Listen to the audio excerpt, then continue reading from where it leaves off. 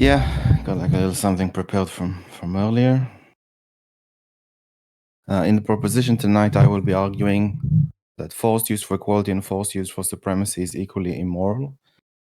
The spirit of the proposition is that while we agree that political and economic systems such as fascism and Nazism are immoral, what is strange to me is that other systems such as socialism or communism are viewed as good in theory but bad in practice. I would like to argue that if the core philosophical concepts in these systems lead to mass acts of immorality such as violence, torture, forced starvations, and purges, then it should be the case that these philosophical concepts are themselves immoral. For reference, socialism is the political and economic theory of social organization which advocates that the means of production, distribution, and exchange should be owned or regulated by the community as a whole. Communism is a theory or system of social organization in which property is owned by the community and each person contributes and receives according to their ability and needs. Fascism is a governmental system with strong centralized power, permitting no opposition or criticism, controlling all affairs of the nation, industrial, commercial, etc., emphasizing an aggressive nationalism. Nazism is the political principles of the National Socialist German Workers' Party. Nazism is a form of fascism with an emphasis on racial supremacy.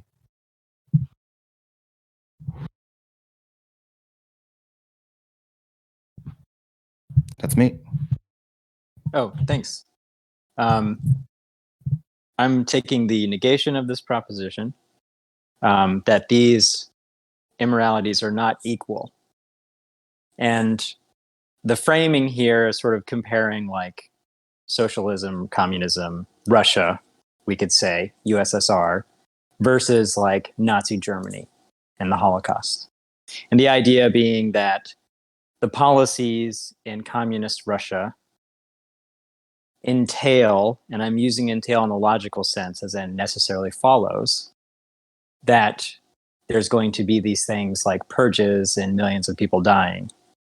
And when we compare those millions of people dying from a system like communism with a system like Nazism, which explicitly has supremacy as one of its values and the eradication of certain ethnicities as being an entailment of those values, the claim is that these consequences are the same, the reasons for the consequences are the same, and therefore they're equally immoral. So it's my position that that's an incorrect framing, it's inaccurate, and even if it was the right framing, it would also still be wrong. So, for example, we could think of equality here, force of equality being the state taking action to redistribute wealth in a certain way. That wealth being redistributed doesn't entail, and I mean that in the logical sense, doesn't necessarily follow that people will die. However, when we take something like one race is superior to another race, and that race that is inferior being part of our society weakens our society, then it does seem to necessarily follow that those people would be eradicated from that society. And you might say, well, that doesn't mean that they will kill them. They could just be pushed out to another country. But there aren't really any better options of moving people in a mass way. And we can see historically that every time a nation or state has forcibly moved a group of people, that culture has either been destroyed or the people killed. So it seems to me like we can say it's entailed that supremacy, specifically a racial supremacy, does entail death, but the equality between people's citizens or a state's citizens does not entail this massive death. And on that alone, we can then say that the death is more immoral than something that doesn't entail the death. To me, it's just a simple like one entails death, one does not entail death. The one that entails death is more immoral than the other. And that's it. So I disagree that the racial system entails death if it doesn't use a lot of force. But the spirit of the argument that I wanted to discuss today is more the fact of the matter. Like, these systems have done this, and therefore, Well, that's not the proposition. The proposition is force well, used for X, force used for Y is yeah, equally immoral, right? When we're talking about something being immoral, we're mhm. saying something like what we ought do. Now, we're not just talking about historically what happened here when we say immoral. We're No, talking about these forces used, meaning if we applied it right now or we applied it in a possible world, are they mhm. equal?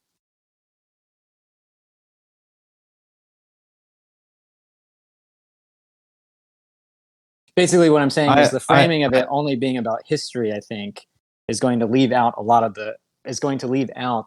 what it means to say something is immoral, because we're also making a prescription with that statement. No, not necessarily. What I'm saying is this. I'm saying that these systems of governance or ethics, to some degree, like had ethics in them, led to these results. And as a consequence, we said that these systems are, or let's say in the case of Nazism, we said that this is immoral. It led to these results.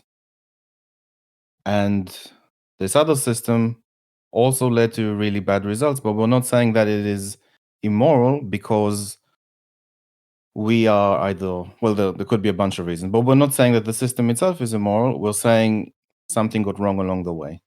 As I mentioned, and it was stated on this server, that the theory is good that the system is good in theory but bad in practice, meaning there's a disconnect between the moral theory itself and the application of it. And I would just like to have a discussion to investigate why is there that disconnect, whereas on the other side there is not that disconnect. Right. I mean, that's the question of entailment, right? Like, basically, what's happening here is there has to be some kind of causal explanation from this set of beliefs causing this outcome. When it comes to the economic theory of socialism, that does not have a causal chain to the mass death, but there is a causal chain to mass death from racial supremacy and authoritarian governments. You can have socialism without an authoritarian government, but racial supremacy is the kind of thing that is enforced via this authoritarian government. So it seems to me like Well, I the just causal like to story is just like to stronger in the stop just like case to of stop racial you. supremacy versus the causal story of the economics from socialism. Well, I would disagree. I would say that socialism, to do it properly, would entail an authoritarian government. But let's take your point. Say that socialism doesn't have to have authoritarian government. Then Nazism and fascism doesn't have to have an authoritarian government. In the case of Nazism, at the very least, where you can just have like a racist ideology, but no force is applied on the other races. But that utterly changes the nature of Nazism. That so Sure, to the point sure. of But no longer being I would Nazism. argue the same. I would argue the same for socialism. No, that's where you and I disagree, because you're defining socialism as being a state power, but socialism, as defined in the tradition of socialist, Yep. is the workers owning the means of production. That Okay. does not require a state to do that. You can do that in a libertarian anarchist system. You would require force to apply that. Not necessarily. Absolutely, necessarily. People won't give up their property. Okay, when you say necessarily, that means that there's no possible world where that happens, right? So when I say not necessarily, I mean we can imagine a possible world where people give up their property so that they can have a socialist economy. And A socialist, we can imagine a possible world where people give up their, individual rights to a fascist government, but no force is used on minorities. before we get to that, do you agree that it is not a case of necessity here? Do you at least grant that it's possible socialism can be done voluntarily?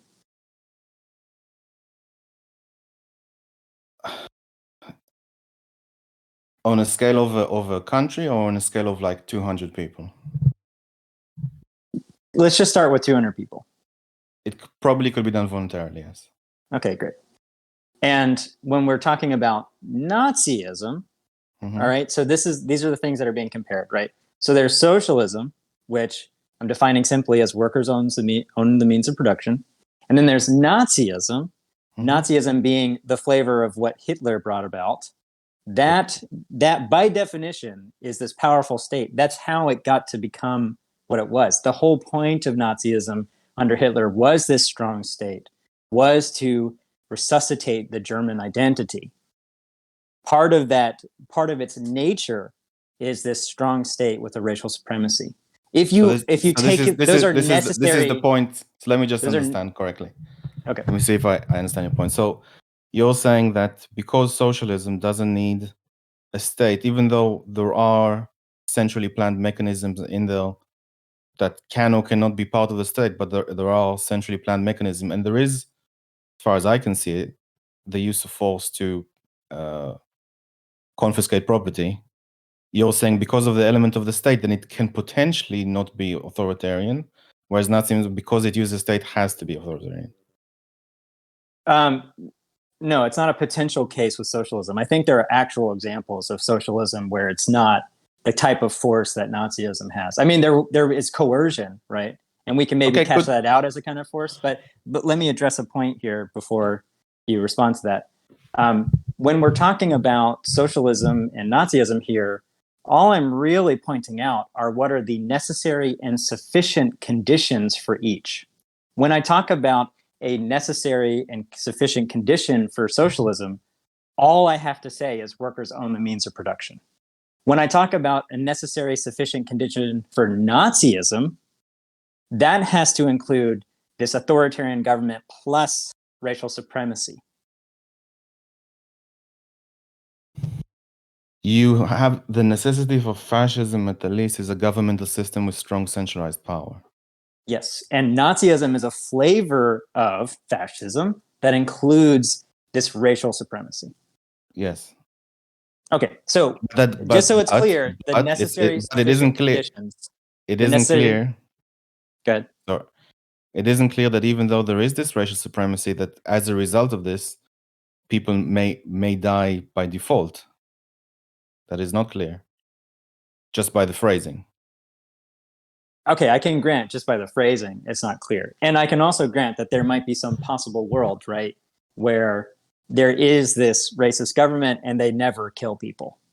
They just happen to have these racist values and somehow they're able to inhibit destruction of this race. Can I ask though? I would prefer that the conversation be not around like, do we have like these extreme possibilities where something may or may not happen. I would prefer to go, this is what happened in the past. This is what I think went wrong. And this is why I think the concept doesn't connect to what happened. Yeah, I mean, I think we can get into that, but I just want to make sure it's clear what we're cashing out here, because there's a modern day example of socialism that is not resulting in mass death of people. But I can't think of a modern day example of Nazism where You there can, isn't going to be violence towards people of an ethnicity. but you can think of a modern day fascism or close to it, which doesn't lead to mass death. No, I can't.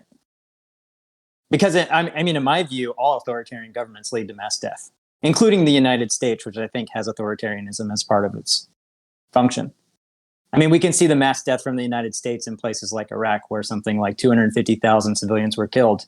We've killed more civilians in Afghanistan than the Taliban has. Okay, sure. So, I mean, in my mind, Sorry, are you saying that the United States is authoritarian? Is that what you're yeah, I saying? think the United States is Sorry, you're authoritarian. saying authoritarian and fascist. I think it has fascistic elements, but I wouldn't call it fascist yet. Fascistic elements, got it. Okay. Yeah, but I don't consider the U.S. fascist. Well, it's I going to mean, be I interesting. think in my mind, a fascist government is also isolationist. It's not a globalist country, but the United States is quite globalist. So that alone, I think, makes it not fascist. But I do consider a lot of what the U.S. does as totalitarian. Well, it's going to be an interesting conversation. Right. So let me point out an example of what I think is a socialist policy that does not result in death. Sure. In the United Kingdom, I'm sure you might even be familiar with this law.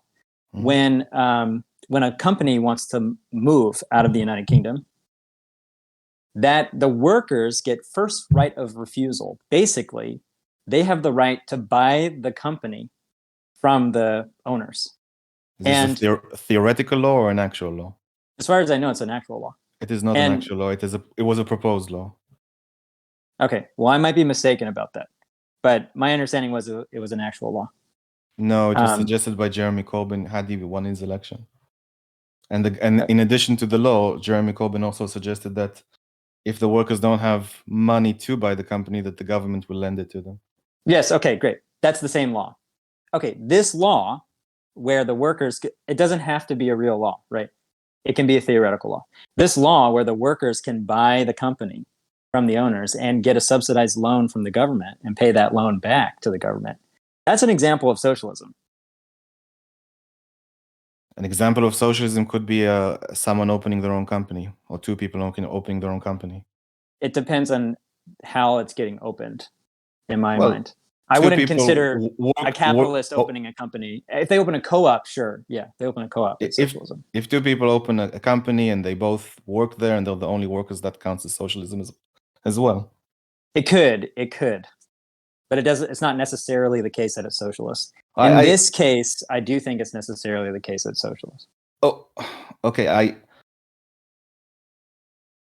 So if we're looking at such a loose definition, I can also come up with example like a self-employed person, working out of a van is socialism because he owns the company. Even if he shares it with 3 other people and they all get equal shares, it's still socialism. But I think this is like it's like missing the point completely of unless this leads to something else, then fine. No. I mean, it's not missing the point because we have to make sure that we're cashing out socialism correctly in order to say it is equally as immoral as force for supremacy. Why don't we instead say, here is the USSR, here's Mao's China, here's Pol Pot's Cambodia, and said this is what it is. These are the elements inside of it, and how they're not necessarily connected to communism or socialism. I'm sorry, I don't understand what you mean. Are you saying like we need to look at Soviet Russia and say that this policy in Soviet Russia is socialism, and this policy brought about famine? No. I'm basically trying to do this. I'm basically trying to say what happened. Yeah. So we had this major event in history occurred, and all these people died. A lot. Well, I'm assuming we're in agreement here. And yeah, I do agree that Soviet Russia and China killed millions of people. Sure, great. And why did it happen? Why? What were the philosophical elements? What were the psychological? Let's stick with philosophical, but we can also do psychological elements but like broadly speaking, that led us to this point. Mm-hmm. And then we say, well, these things are not connected at all to the core theory because of X, whereas these things are connected to the core theory, and it must happen all the time. What do you mean by connected? When you say connected to these theories, obviously socialism is connected to Soviet Russia, right? But when I hear you say connect, I think you're trying to say something stronger. I think you're trying to say something like they causally motivated these things, that they're entailed. So to me, it's not so much a question of like, are they connected? Because that seems a little broad, but is it a causal? Let me explain in a different way. See if you agree with this, right? Okay. Using very broad terms. Actually, I should have got some water. Damn it. Let's say very broad terms. Let's say we as humans observe reality. We as humans form concepts from reality. We as humans form ethics from those concepts. And we say this is an ethical way to live our life. And then we follow these ethics based on these concepts, and something really bad happened in reality. Right? Then I could say, well, maybe we didn't understand reality because all these really bad things happen. Maybe it's a bad concept, maybe it's a bad ethic, because it led to all these bad outcomes. That's essentially what I'm saying, broadly speaking. I'm not quite following what you mean by we didn't understand reality. when you say that the ethics led to something bad? So we have reality, right? Us as humans, Mhm. we're observing reality. We're forming concepts, abstractions from reality, and we're forming concepts based on those abstractions, right? I think even with different philosophies than you and I think that's roughly correct to say, right? Well, I'm not sure what you mean by it doesn't really reality. matter. We don't have to get pedantic about It's again. not pedantic. It's trying to pick out the meaning. Sure. Like I'm not just sitting here trying to play on words. Like I literally don't understand what you mean when you say there's reality and we have abstractions about reality. Like to me, it seems like we understand reality through abstractions. Let me give you an example about the speed of light. For example, we don't know the one-way speed of light. We only know the round trip speed of light. We fire a laser at a mirror, it comes back. We divide that speed by 2, and we assume it's traveling at the same rate both there and back. We assume it's traveling at the same rate there and back, and then we find the speed of light. Would you say the speed of light is something about reality that we understand about reality? Let me rephrase. So I just need to like convey the general theme, because I'm just trying to explain how I'm seeing it, and that's why I think that's why I'm raising the proposition.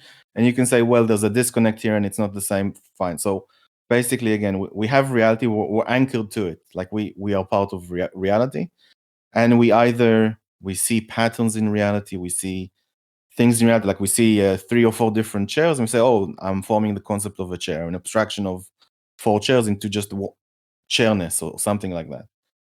And then let's say higher level above than these concepts, we form an ethic. Just again, broadly speaking, it's not exactly how it happens, but we're forming like another high level concept, which is an ethic, saying this is how we should live our life. Obviously, I jumped a few points here, but like roughly. Yeah, I guess where I disagree is I think we start from the ethical and we move to reality, rather than starting from reality and move to the ethical. Ethics should change reality? No, not should. I think this is a description of how I think we do science and how I think we understand the world. Okay. We have norms about how we cash out reality. Those norms are ethical. We ought cash reality out this way versus we ought not cash out reality this way. We discover reality through normativity. So in my view, we start from normativity and discover reality through it. But on your view, you have reality first and we discover ethics through reality. Yeah, in my view, reality is the anchor point. And then we form abstractions, we form concepts, we form based on reality. For example, like if we want to obtain certain values, then we need to do these things. That's an ethic. But even if from your point of view, you say, well, we have the ethic. It's totally flipped for me. Fine. But so let's say we have an ethic and we apply it to reality, and let's say in a pragmatic experiment, and as a result of taking this ethic and applying it to reality, we got X as a result, which was very bad. So I'm just saying that in this kind of, I suppose, causal link, that it could be the case, at the very least, it's a possibility that the ethic was the problem, right? And you could say, well, no, the ethic isn't the problem. Something in the middle went wrong, and it wasn't implemented correctly. Therefore, the ethic is right. But I can agree. It's possible that that our norm is incorrect, right? Like that doesn't seem to me controversial at all to say, yeah, we might have the wrong norm here. Okay, so, but that doesn't give us an answer for the question about force of equality versus force for supremacy being equally immoral here, right? It's possible that there's something off with the norm, but when I say a norm, I'm talking about the meta philosophy of it, right? Sure, if you are. So, like, what's the meta philosophy here when we're talking about the morality of Soviet Russia versus Nazi Germany? Like, what's the standard we're using to say one is immoral and one is not?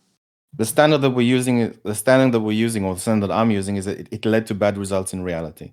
Like I'm anchored to reality in this context. I would say that with regards to the proposition, because you raised force, I believe that the force part is a key factor. So, for example, if we just wanted equality but we didn't use force, then it could be fine. Or if we wanted supremacy but we didn't use force, I mean, it's not.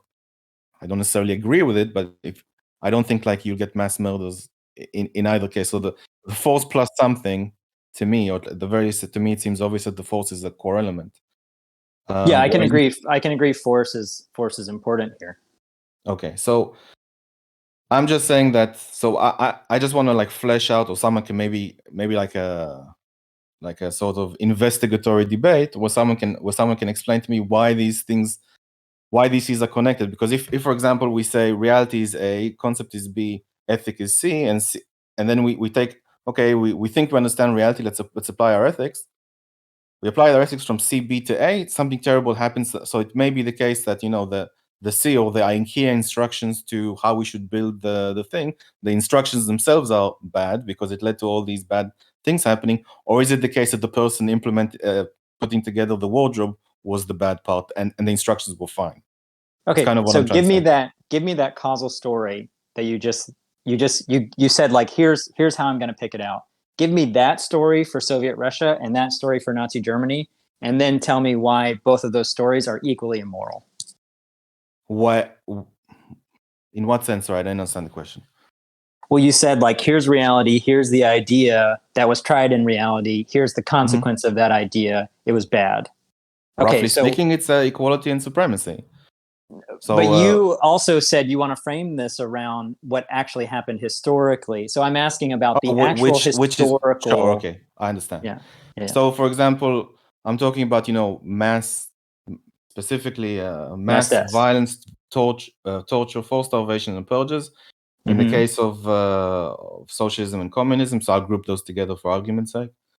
We're talking about Stalin's USSR, what happened in the Ukraine, for example. Mao's China and the Great The Holodomor is what you're talking about. You're comparing the Holodomor versus the Holocaust. Is that what you're doing?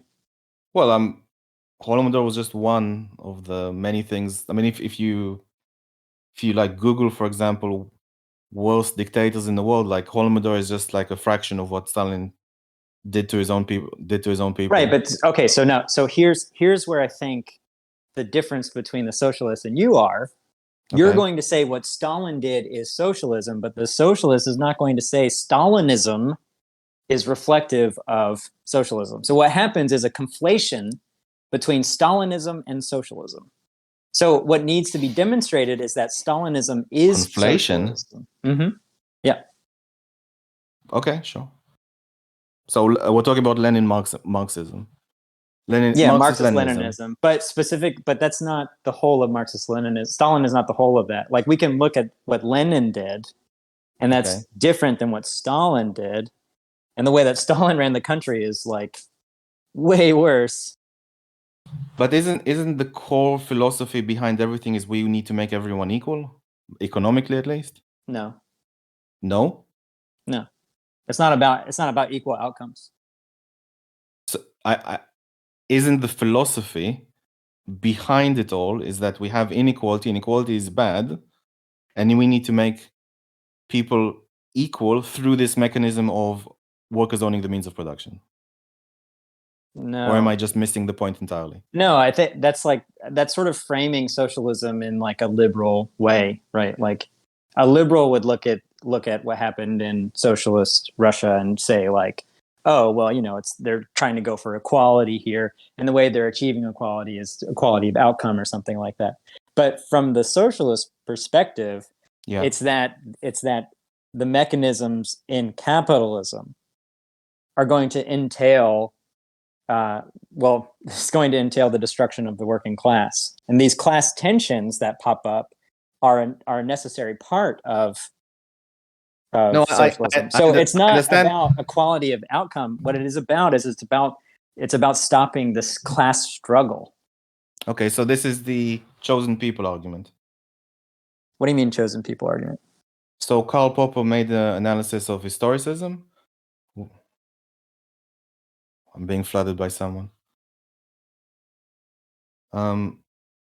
There's a girl for those in the debate, I can't read the chat because invariably I'm going to make an error and someone's going to sort of nitpick it, and that's going to throw me off. I will read it after the chat. So if you're tagging me, I'm not going to respond. Yeah. So sorry, someone just spammed me and I lost my train of thought. What was the question? That's exactly why I do not read chat. Okay, so what I'm saying here is that the socialist is not the goal of socialism is not to have equality of outcome. Okay, what it's trying to get at is trying to deflate this class opposition that occurs in capitalism. Got it. So basically, it's the concept of chosen people that Karl Popper marked in his book. The idea of historicism, which is what, or historical materialism, which is what Marx is using, is that we have this class in history, and it keeps being oppressed, and at some point in the future, because of all these motions of history or patterns in history, it will be. But this is not an oppression thing. Sorry? It's not the framing it as like oppressor versus oppressee is not accurate. Like Marx is not trying to end all oppression. I mean, just look at. No, wait. One second. Let me explain Karl Popper's position first before we. Let me explain Karl Popper's position badly first, then you can critique it, because I'm only like halfway through the book. But he states very clearly that the concept of historicism, where you go into history, first of all, his critique on historicism is it's unfalsifiable. Like you can always find patterns in history, because look at this group of people here, and then in another period of time here, and another period of time here, and it's unfair, and it's bad. And then in the future, it will just occur, like these chosen people will elevate to something, and they'll control everything, and they'll be rewarded for all the time. And that this kind of idea of chosen people, it's a very destructive kind of thought, because it makes people believe that either through violence or something, they're going to reach this position of being awarded the rightful place in history.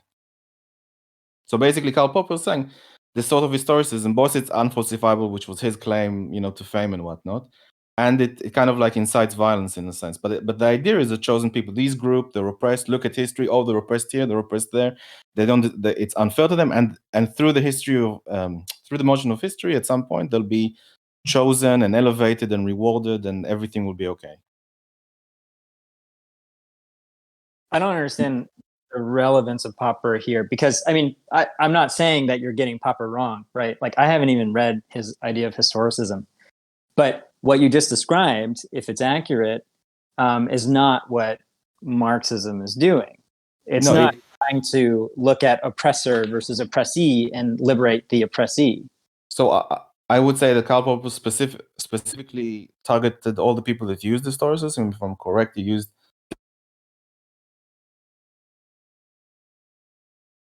critiqued his historicism, and that's the way he categorized it. And I think if I read, but what do you mean by what is Popper's critique of Marx's historicism here? Like Marx's historical materialism is just looking at the conditions. No, I understand. Saying that the conditions are what's causing. It just seems to me like a causal story from Marx, where it's like, okay, well, feudalism had these conditions, and then feudalism evolved to this condition. Capitalism is also going to evolve. I'm familiar with I've studied. I'm familiar with the critique. Basically, what Popper is saying is there's always these people, even though you're compared to the economic circumstances, there are always these people that are, worse off. They're oppressed in a sense, or they're in an unfair situation. And I would agree with Karl Popper that it's unfalsifiable. If you find patterns in history, you can just apply it anywhere you want. So for Popper, it's like when you say unfair situation, right? Like that is an ethical statement. Sure. Like Popper is not like, it's, as far as I understand Popper, and I don't know him that well, seems to me like he's more interested in sort of the fill of science kind of thing. And when we're talking about the ethics being unfalsifiable, it seems to me like he's saying we can't answer that question in a descriptive way.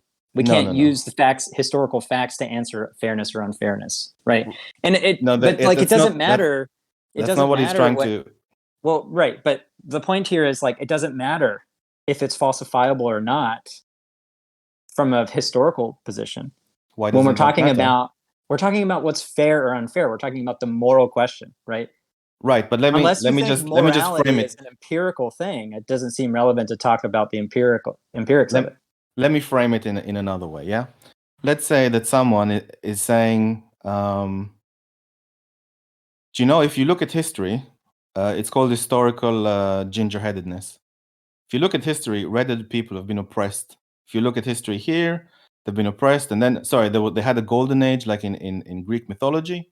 Sorry, in Greek times, ancient Greek times, there were a lot of emperors that were red-headed, and then they were oppressed through all these time. The red-headed people were oppressed here. They were oppressed here. It's unfair. These groups of people are oppressing them. They haven't done and they haven't done anything wrong. But in the future, when the sun becomes red, these red-headed people will rise up and control the world. So we're building like a sort of, I'm obviously being hyperbolic, but we're building like a sort of narrative where this group is oppressed. They need to fight their oppressors. Here is the evidence in history. Look, all throughout history, they've been oppressed. It's not fair to them. They need to fight it. And then they don't even have to work too hard. At some point in the future, definitely, because of how history operates, they will be the chosen people. So that's basically what he's saying. That Marx is saying the redheads are the working class. No, I know that you're a redhead, so I'm giving you an example. Yeah, I know. But my question is the analogy that the redheads are the working class in Marxism? Well, Marxism, it's the framing. Marxism is saying, well, look, all throughout history, these people have been oppressed through here, and here. Like, it's not that he lived through those times. He doesn't know how much oppressed they are. He's building like a sort of case, and then he's saying, through the course of history, they will be the chosen people. They will rise up, and they will be, the dictatorship of the proletariat. It's descriptive. They don't even have to do too much. It will just happen naturally because of how history works.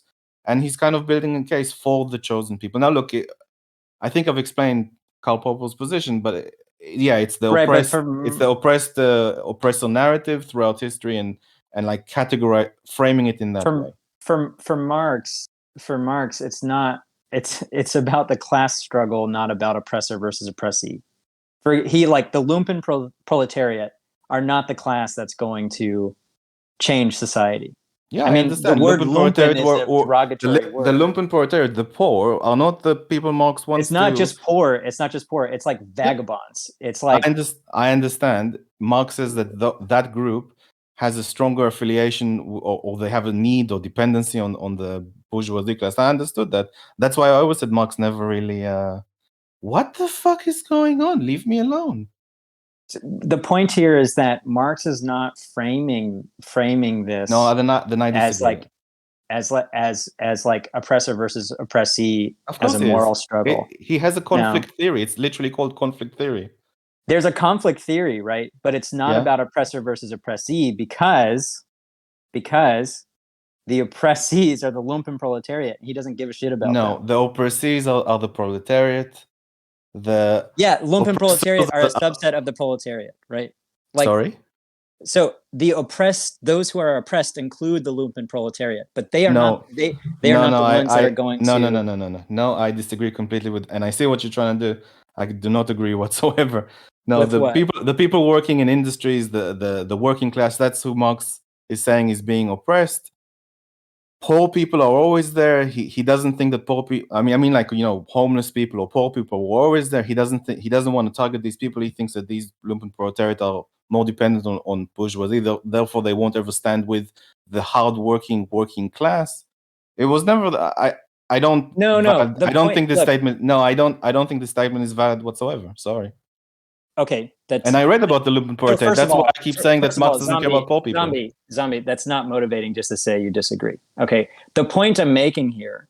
Yeah. The point I'm making here is that the proletariat are those that bring the most value to production and society. Those are the ones that have the actual power in society.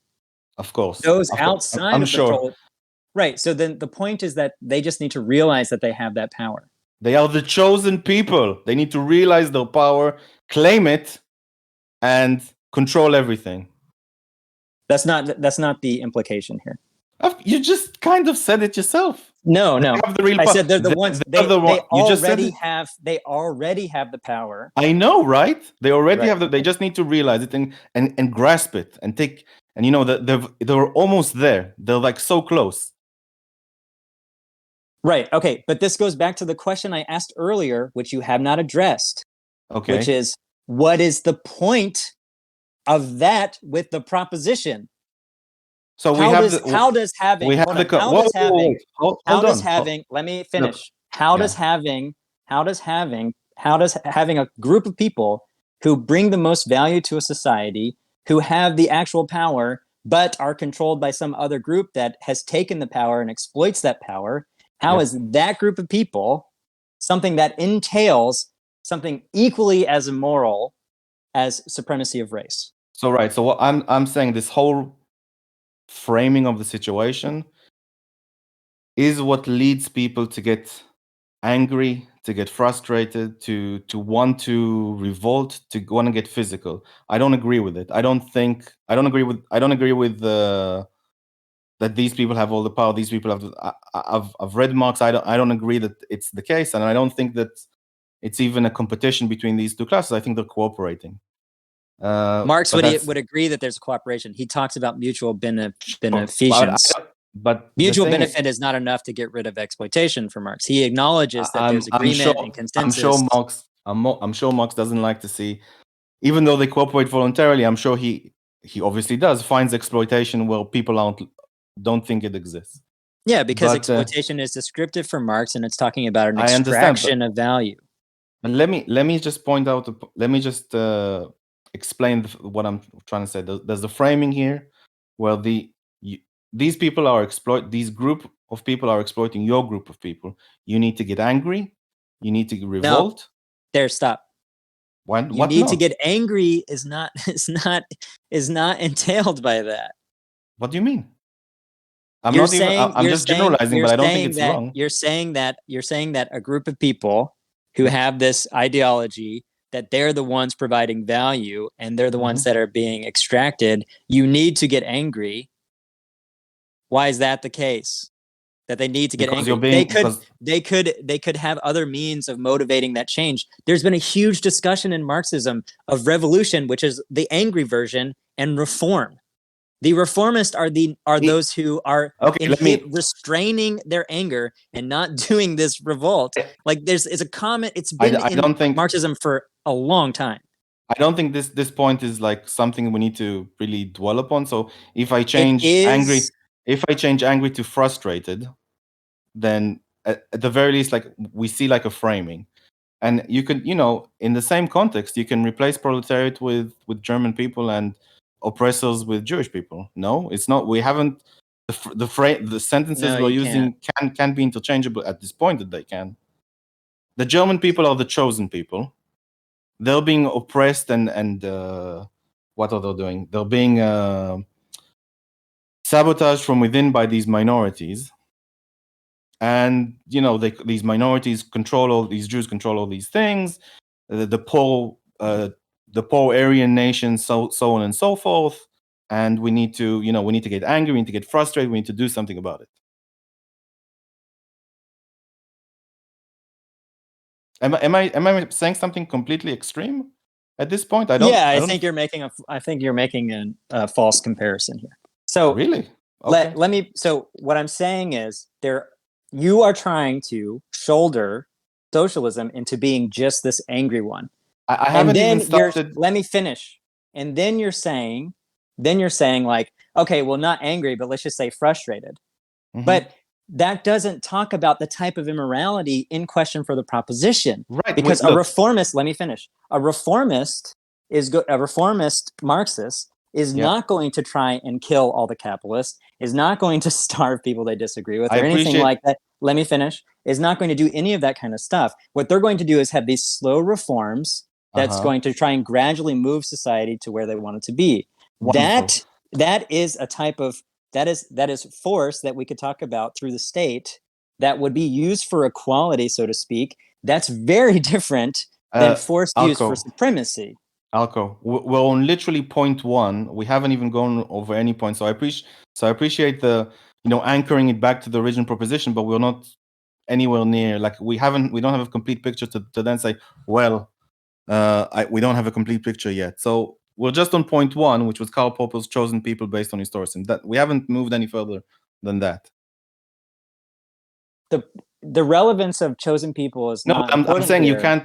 I don't think it's a good time. I'm just saying I don't think it's a good time to say, well, we haven't proved anything yet. We haven't started. It was just one point. No, that's not my claim. No, My claim is you're that saying my claim Yeah. here is that you're trying to shoulder socialism into just the violent kind of socialism. Force for No, equality is just this I violent type. That's what you're trying to say. You're narrowly defining it. I'm saying that there's a category of socialism that is not this violent socialism okay. I that I would use force understand. for I equality, and that type of I socialism is understand. not as immoral as force for supremacy. I understand. So let's just say we haven't gotten to the violence part. I accept that, or at least it's written here and there, but we haven't got to the violence part yet. I'm just framing that there is a conflict between two groups that was framed in the context of historicism, and Karl Popper, who critiques Marx using this method for various reasons, calls it the chosen people, I don't know, method or something like that. And that's all we are. And the idea here is that you just like get a bunch of people, get a group of people, an identity group or something, upset at something. You explain to them why they're being exploited. You have this narrative through history, and you say, look at here, it's evidence, literally evidence. Here it was good, here it was bad, here it is bad. You're being exploited, and soon it will be good in the future. That's all I'm saying. Now, how that's implemented, we haven't got into that yet, but I'm just framing it for the first point in this way. Right. You're not. So, what I've explained twice, and this might be me poorly explaining it, you're saying that this group of people are told that they're the chosen people when this idea of being the chosen people is in the group and they're motivated to have change, that they will be violent. No, I haven't I'm said that yet. saying I haven't said that claim yet. that's the I claim haven't you're said getting that yet. You said, listen, let me finish, dude. You said earlier that you said at the very beginning, before we went down this Popper rabbit hole, that socialism results in these consequences. And then when I asked you for an example, you started with this ideology. And so now you're saying, like, I haven't said that, but that's your goal of where you're getting to.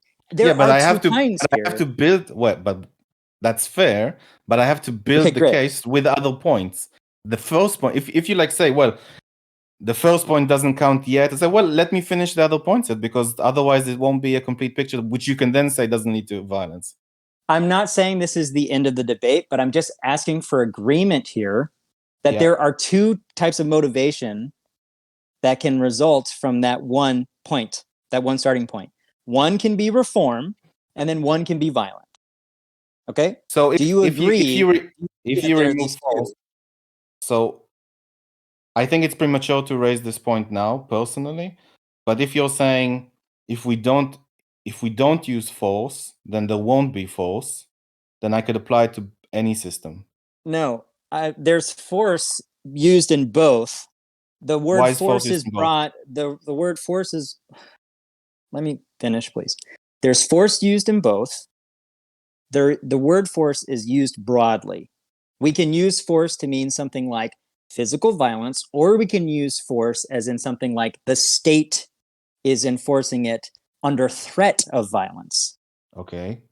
So, for example, you're forced to pay your taxes or you'll be locked in a prison cell, right? Yep. Okay.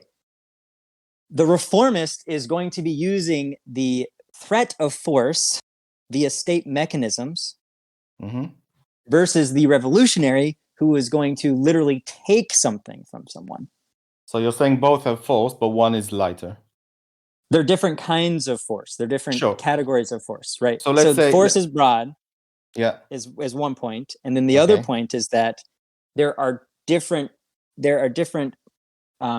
actions after the motivation for change. Okay. So let me just play devil's advocate to your position for a second. Let's say in the case of fascism, they use the state mechanism to pass laws that make the minority groups like sort of like second-class citizens. Yeah, so they have less rights here and there. No, some force, no real violence or something like that. They just make these minorities second-class citizens, and that's it. That's all they do. What is entailed by second-class citizens? I don't know. Not less access to certain jobs, less access to like economic consequences to some degree, but no one's, unless they start a fight with the police officer, no one, like, it's not outright removal. It's just we don't like them very much, and they can stay there, but that's it. Okay, so let's take this tier for an example, where we're comparing like force via taxation and redistribution of wealth versus a law making someone a second-class citizen, like an apartheid state. So let's take that same tier, okay, and let's ask the question: are they equally immoral? Is it equally immoral to tax the rich and redistribute that wealth? I don't know if we're there yet. No, I don't know.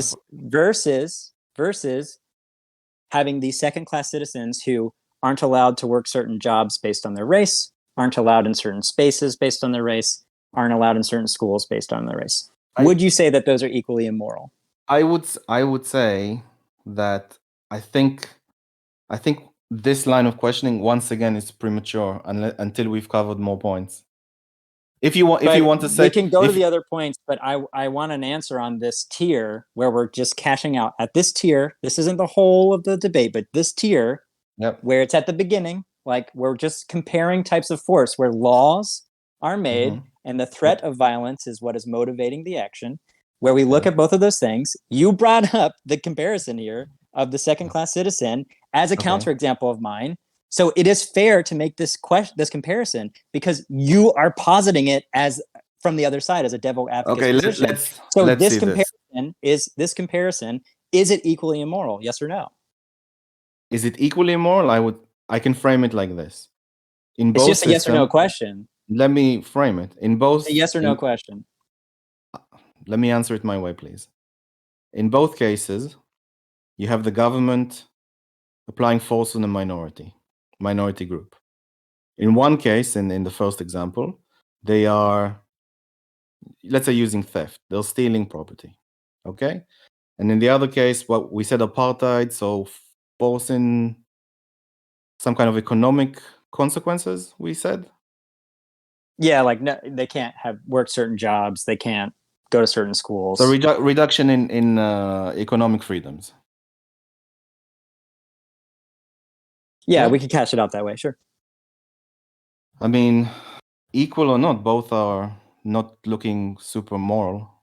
Right, but the question, the proposition is that they are equally immoral.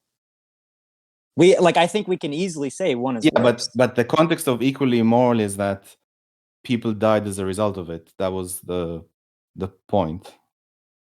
But we're talking here at this tier. No, but we're removing force from the equation and saying, are they equally immoral? It's just a different kind of force. A lighter kind of force, but that's not the idea. It's force. In general, I mean, to some degree, the immorality is in both cases. How much? Are they I don't know. equally immoral or not? In what sense am I measuring this? That's what I asked you at the beginning of the debate, and you didn't answer me.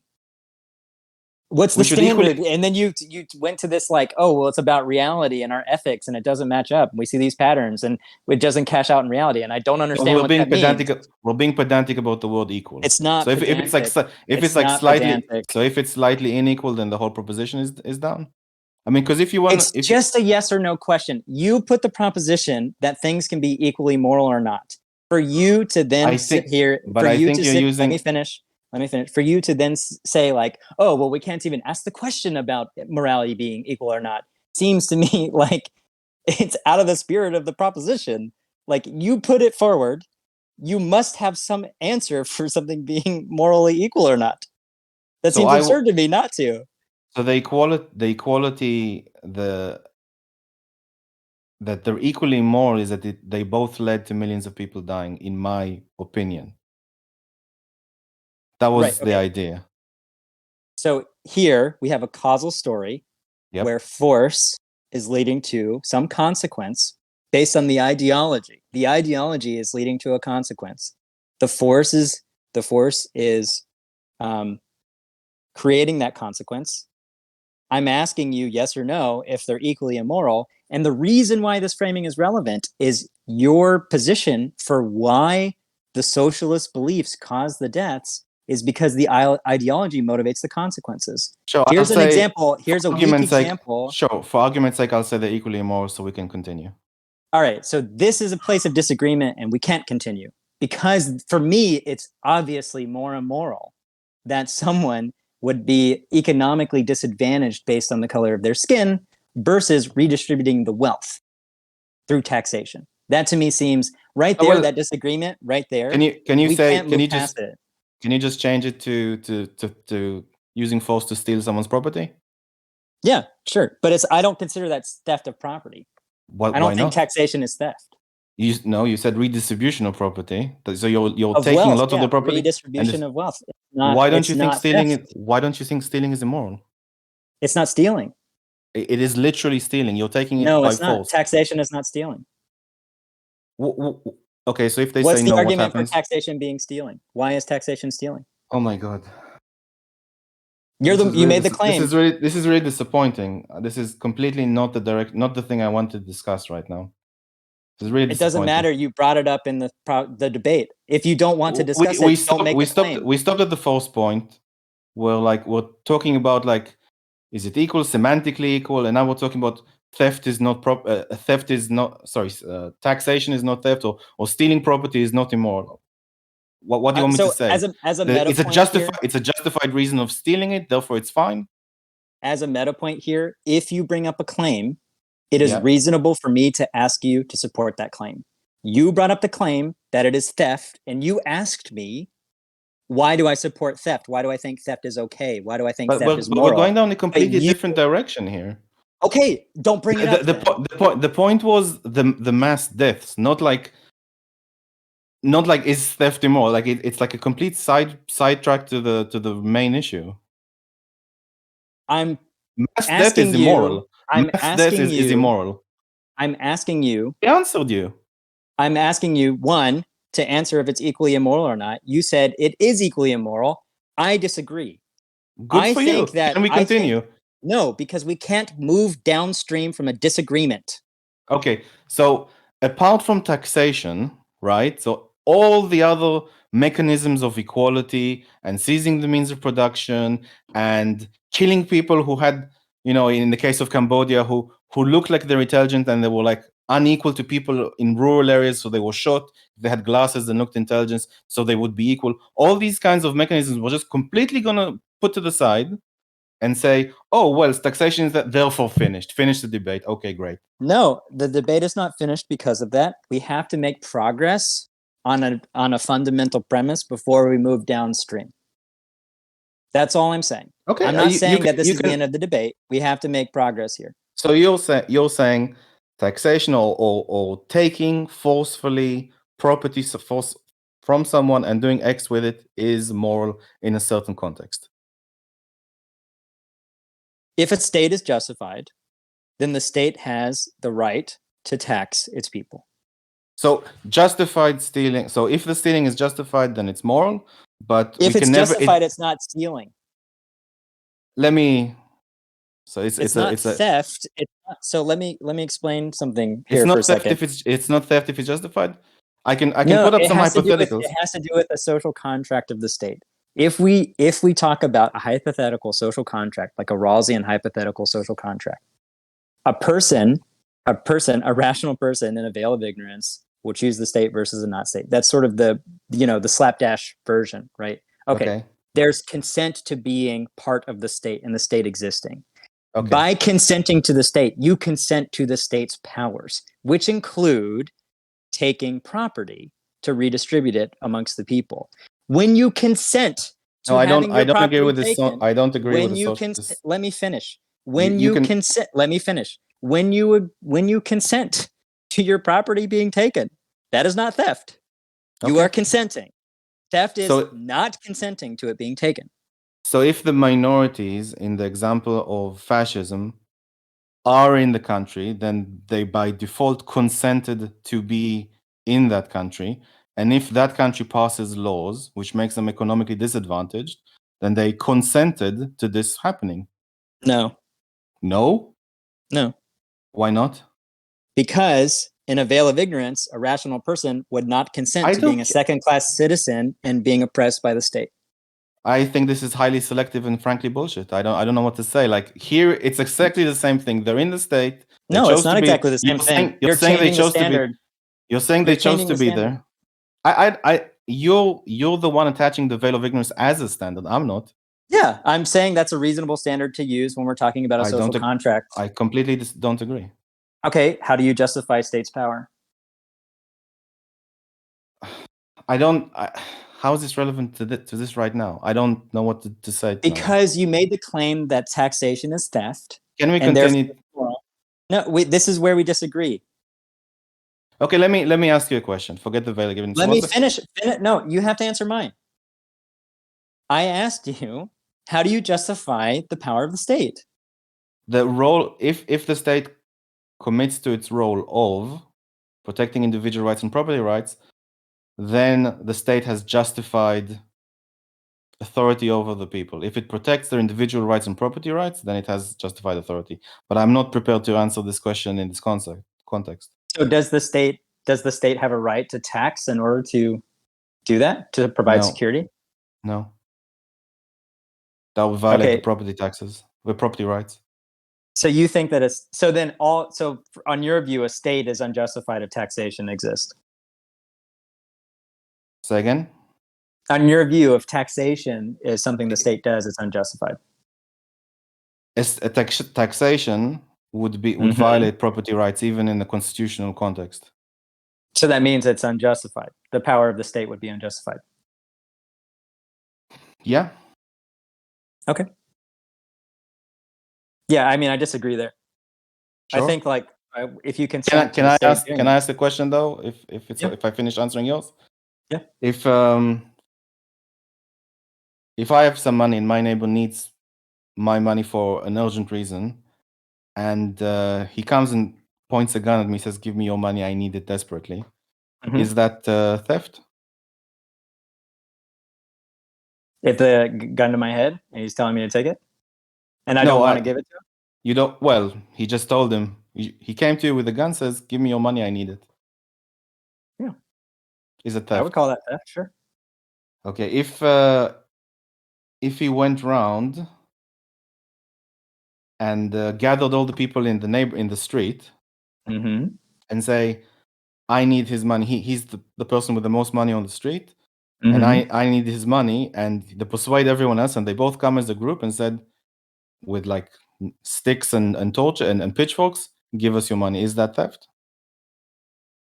Where everyone's demanding the money, otherwise they'll everyone on the street comes, like he persuades everyone on the street, they all come together and said, "Give us your money." And does he have an expectation that they're going to do that to him? I'm sorry? Is it reasonable for him to expect the community to take it from him? No. I don't. Then yeah, it's theft. Okay. So let's say. Do you see why I asked the question? Let's take the third iteration of this. Everyone in the street says, "We need to have a vote about this." So it's like, I don't know, like 20 people. They go to the city hall or town hall. They say, "This guy needs money. We want to take it from this guy." Does he agree to the vote being held? No. Okay. Does he agree to be part of the community? He lives where he is, so I don't know what that meant. Does he agree to be part of the community? Does he agree with the results of the vote? Does he agree with the right of the community to vote? Does he agree that he does not agree? I'll answer your question. He does not agree with the vote being held in that context, no. Right, okay. So then he's someone who doesn't want to be part of the community. I mean, you could layer it that way in like a strange way, but it's not strange. This is a very standard way to layer political theory. So you're saying because he's part of a collective, then he owes them something, and therefore it's not theft. If he agrees to participate in a he doesn't agree to the vote. Let me finish. But you don't know my example too. You don't know my example yet. You don't know my example. Let me finish. Finish what? If he agrees to be part of if he agrees to be part of a community, then he has duties to the community. Okay, so the vote is this. 20 people, including you or the person we're discussing, and the neighbor who needed the money, they go ahead and vote and say, we are voting on this person's property. Yeah, but we're taking a vote on his money to give it to this man. And he says, no, I don't agree to this at all. As well, tough luck. They do a vote. They vote, almost everyone except from that person saying, you have to give your money to that person. Is that theft? Does he doesn't agree, and he's not part of the community and doesn't have duties to the community. Oh my God. It's relevant. What duties to the community? The neighbor, literally like a minute ago, this neighbor needed the money and he pointed the gun at him. You said it was theft, but now we're having because the person. Hold on. So what happens in this anarchist chain is they try to take a situation where there is no consent, and then they try to extrapolate it all the way down to a bigger and bigger system, and then say, hey, there's still no consent. But along the way, there's a moment where consent would be added in a situation like the state or someone living in a country. But you're the one adding it. No, I'm not. It's added by the citizenry having the social contract. The social contract agree. Yeah, but the social contract has the consent baked into it. That's the nature of the contract. You consent to the state having this authority. Did someone sign any contract? I'm not talking about the strong form of a Lockean contract like that. I'm talking about a Rawlsian hypothetical contract. So in a hypothetical contract that doesn't really exist, if someone is born into a country, did they sign the social contract? They're just literally born right now. Did they sign a contract? They're not persons in the state yet. They can't.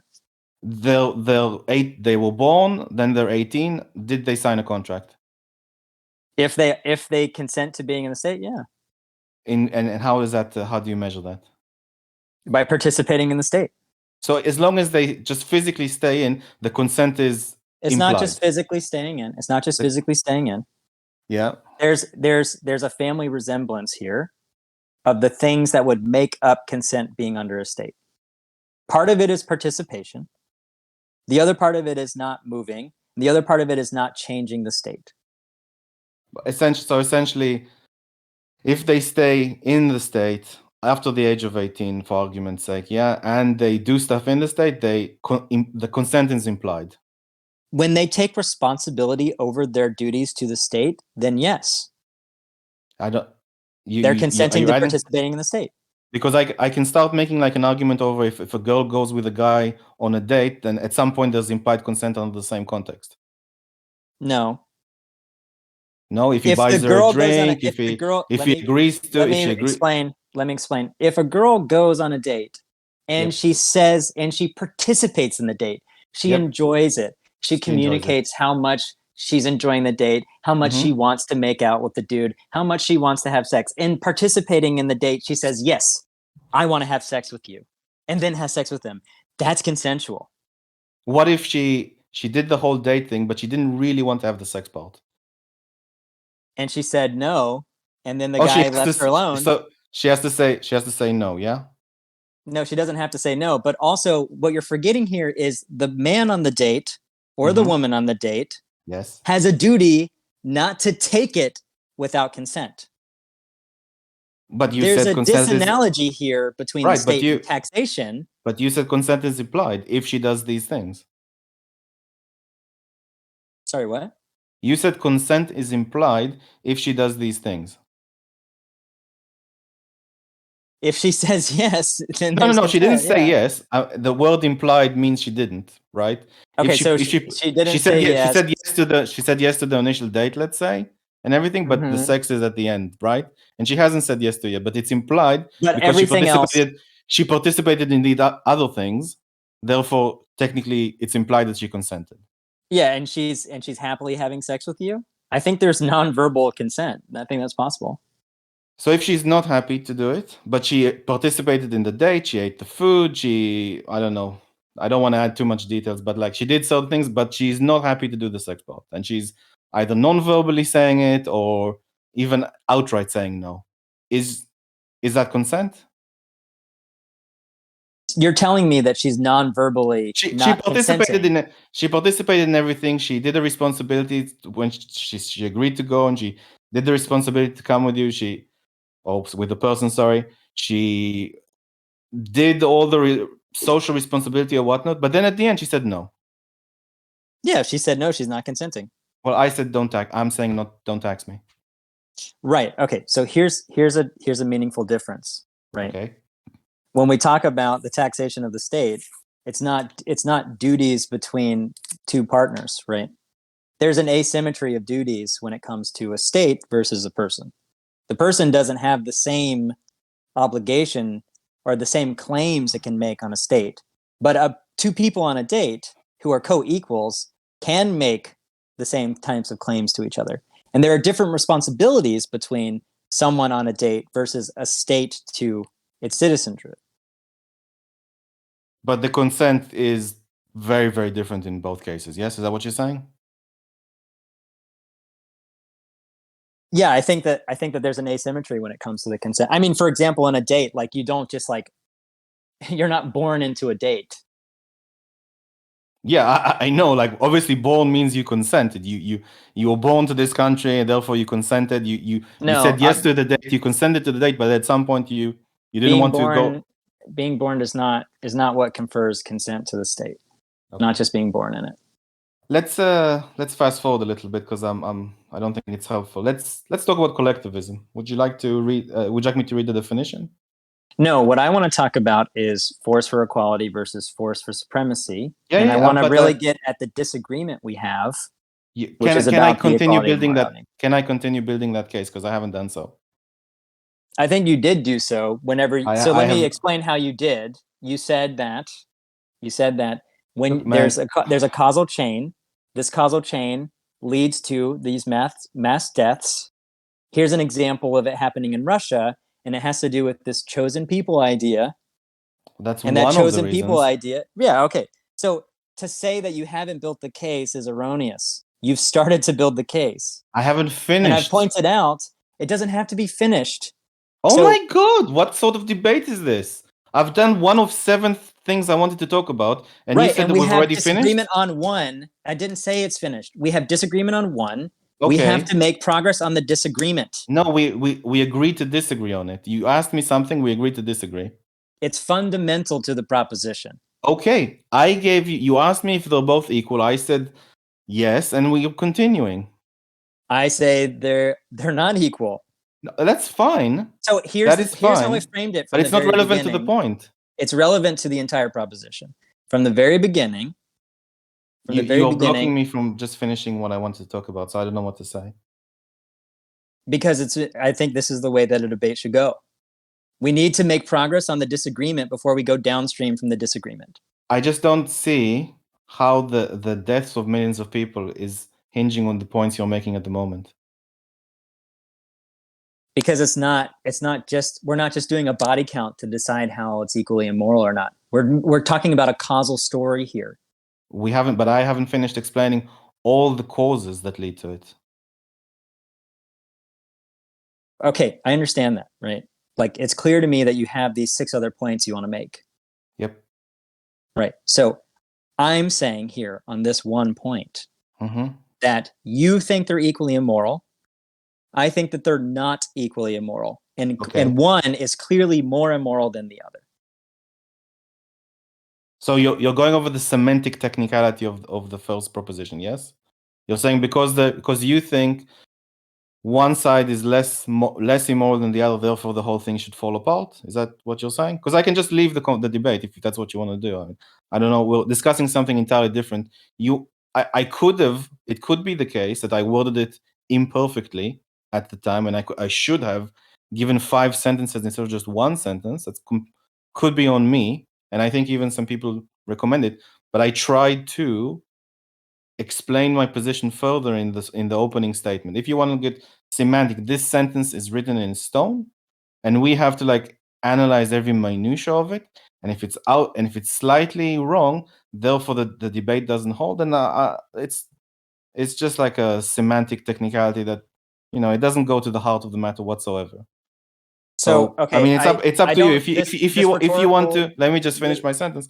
If you want to do it this way, say, yeah, I'm just happy to attacking the sentence, but not the actual spirit of it. That's fine. You can do that. Framing this as just a semantical thing trivializes the point I'm making. Semantics is the study of meaning. When we look at a proposition, we're looking at the meaning of that proposition. Meaning is not a meaning. Let me finish. Meaning is not a trivial thing here. When we're talking about force used for equality versus force used for supremacy, and then being equally immoral, when I am asking you questions about what that means, and when I am describing differences I have with you, for you to then say that's a semantic game, trivializes what I'm talking about, which is the heart of the proposition, the heart of the debate, where specifically we disagree. That's not the heart of the debate. The heart of the debate is that these two systems killed millions of people, and I'm saying that they're both morally wrong. That's the heart of the debate. And then the only way like that we can go around and say, well, this system could have gone this way, but then it could have gone another way. Therefore, it's not the core system itself may not be more, but this other system had to go this way. Therefore, it is definitely more. That's the heart of the system. So when I said something is entailed versus something is not entailed, what is that? That's picking out is an asymmetry in the causal story. It's like unpacking confounding factors in correlation when we look at a study, right? Okay. So what I'm saying is, in one case, there's a stronger causal narrative, and then in another case, that causal narrative is very weak. In a case where we have a stronger causal narrative for the deaths versus a weak causal narrative for the deaths, the one with the stronger causal narrative is more immoral than the one with a weak causal narrative. That's my position. Okay, but you haven't let me describe the causes. Just one. So you have 7. List all I don't causes know exactly. and list them I have very many more briefly. points. I have many more points. I'm not sure if they match up the 7, but according to my bullet list, they're not. There's quite a few more, and we haven't talked about. Now. Even on your point, yes. If you're saying the reason for equality, is moral, just which is kind of like the point, basically, at the heart of the thing. To make society equal is moral. That's why the theory is good, even though it led to these millions of people dying. It can't be the case that this theory is immoral, because on its face, being equal or making this equality is good. So how is it? That's not the claim. Listen. How could it possibly be the case if we're trying to make people equally economically, let's say, that all these bad things happen and people die? No, I can't. I'm just gonna rule it from my mind. That's not the claim. What do you mean it's not the claim? The claim from the socialists. You said that the equality will cause the deaths, but it's okay because equality itself is good. The socialist isn't saying that. The socialist is denying that the pursuit of equality is causing the deaths in the first place. It's not trying to make people It's not trying to make people economically equal. What did I just talk about? Can you repeat what I just said? You're saying they're not trying to do they're not trying to put people equality. I'm asking you. That's not what I said. Can you repeat what I said? You're saying equality is not what socialists are trying to do. I did not mention. No. You said that force for equality causes the deaths. I am saying the socialist is denying it's causing the deaths. Do you understand that? The socialist is saying that the equality part or the force part of both. You are making the claim. Yep. Socialism is using force to create equality amongst the people. Yep. That force for equality causes deaths. Yep. The socialist is denying the consequence there. which is causes deaths. That's Well, the disagreement between you and the socialist. So how could they possibly be denying it when it was a political system that was being implemented under many different countries across period of history, and in many occasions it did result in those deaths. Now you could say that or in some kind of different variant of it, where we are very careful to not repeat the mistakes of the past, then maybe. But it did happen. And you can't say that this is no longer socialism, in my opinion, because these bad things happened. Obviously, what they're saying. Sorry, I thought you were done. Well, obviously, people were implementing their system to the best of their understanding. It could be the case that something went wrong along the way, but they were implementing that philosophy, that political and economic system, and this thing happened. So unless you're saying something magically stopped and like this is no longer true socialism and everything else is just right-wing bullshit, then it's a very nice thing to say. But the USSR, what no? What the socialist is going to say is that it wasn't the economic theory that caused the deaths, but it was the state power and these other ideas that caused the mass death. Okay, let me build the case then that the economic system leads to authoritarianism. Before we do that, can you at least can you repeat back to me the claim the socialist is making? They're saying that the economic system could not lead to this authoritarianism. Something went wrong along the way, roughly speaking. No. What they're saying is that in this event that happened in history, the causal story for the mass deaths are not the economic theory. The causal story for the mass deaths are related more to protection of the state power. Okay, then I would not the economic theory. I understand. So you want me to repeat something? Can you repeat that back to me, just in your own words? That the economic theory did not lead to mass death. It was the authoritarian government that caused the mass deaths, not the economic theory. Well, I mean, that's close, but the idea. What did I miss? Well, it's just that you describe sort of the consequences, but not the idea of it. It's that there's a different causal story. That the important part here is there's a different causal story than the one you're attacking that caused the deaths. So, Arco, if it's, do you want me to repeat something else? Because it's getting a bit late. You can go on now. Okay, so let's. I would say that we have an element of collectivism, and I'd like to introduce how I see collectivism is, so we can have like a common understanding. You can agree and disagree; it's up to you. But I'll just read out. It's like a few lines. Collectivism is the theory that the group or the collective has primacy over the individual. Collectivism holds in human affairs the collective society, the community, the nation, the proletariat, the race, etc., is the unit of reality and the standard of value. On this view, the individual has reality only as part of the group and value insofar as he serves it. On its own, he has no political rights. He is to be sacrificed for the group whenever, well, you probably disagree with this part, he has to be sacrificed for the group whenever it or its representative, the state, deems this was desirable.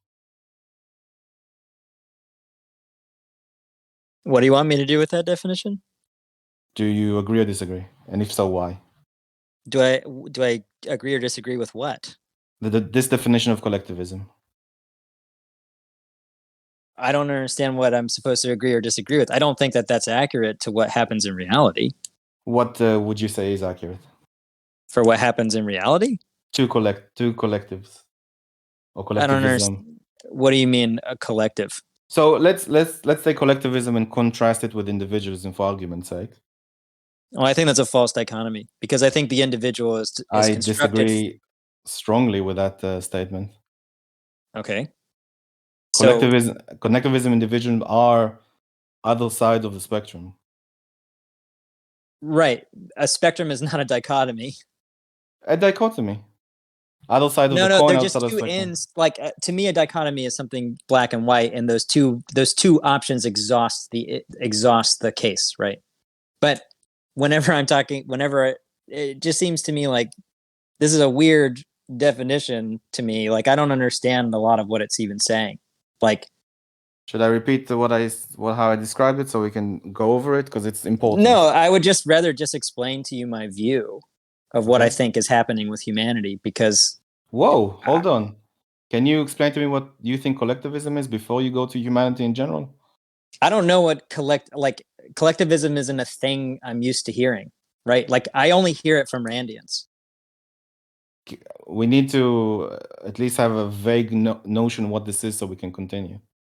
No, we can use all kinds of words and terms here to continue. We don't have to use a proprietary definition What is from statism? Randian philosophy. What is statism? I don't understand the relevance. A country that is statist, what is it? I don't understand the relevance of the question. Why are you asking that? You don't understand the relevance of the question? Because yeah, at least you said the USSR was you said the USSR was authoritarian. You said that other plus was authoritarian. So it follows that they were statist countries. Okay, but you're asking me. Hold on. You're asking me what the definition of statism is after you asked me what like if I agree or disagree with a definition about collectivism. When my response to collectivism was to tell you what I think is happening with humanity, where I think this dichotomy between individual or you're completely the subject of some collective unit, to me seems to me incorrect. I don't understand then why we're changing gears all of a sudden to like, what's the definition of statism? That seems totally nonsensical to me. It's a non sequitur. Tell me the relevance for why you're asking that definition. Let me tell you the relevance. And tell me why I cannot provide for you what I think is happening with humanity when it comes to being a social creature. Well, let's just say it this way. So let's say if the state is all power, let's take Hegel's divine state. Perhaps, I'm not sure that's the right analogy, but can you just explain simply why you asked those questions? I don't want like a 5-minute. I don't want a 5-minute monologue about Hegel and collectivism and Rand and all that. Just like simply ask me the question. Well, I would say that the USSR, China, Cambodia, Italy, and Nazi Germany were all collectivist. I don't think that's a stretch. I don't know what you mean by collectivist. This is why we were going over. I described it though. Right, and the definition made no sense to me. Okay, is it the case that in any of these countries that the individual was more important than the state or collective, state or group? I don't know what you mean by the individual being more important or the state being more important. Was the state a collection of individuals and individual was the primary, or was it the case that the state or the class was the primary and the individual serves it? I don't understand what you mean by primary. Primary in what sense? More important. In what sense? Any sense, really, all senses. The state is the group is more important than the individual in it. The individual has to serve the collective. Morally more important? What are you talking about? Morally more important. Is that what you're saying? If in those countries that look, we're gonna have a problem. Important okay, what part of the definition wasn't clear? Sorry. Well, it talked about like the individual being that the way that the collectivism views the individual is that the community or the collective is reality, right? That part makes no sense to me. Like, what the fuck does that even mean? I'm not sure I said that, but let's take read it again. Read it again. Read the definition again. Collectivism is the theory that the group has primacy over the individual. Collectivism holds in human affairs that the collective society, the community, the nation, the proletariat, the race, I would add the tribe, etc., is the unit of reality. That is what I was just talking about. Is the unit of reality. Is the unit of reality. What the fuck does that mean to think that your community is the unit of reality? What does that mean? You're not important. Your tribe is what's important. The tribe needs to beat the other tribe. The tribe needs to survive. You need to serve the tribe and the people inside of it. You need to protect it with your life. You need to sacrifice yourself towards it.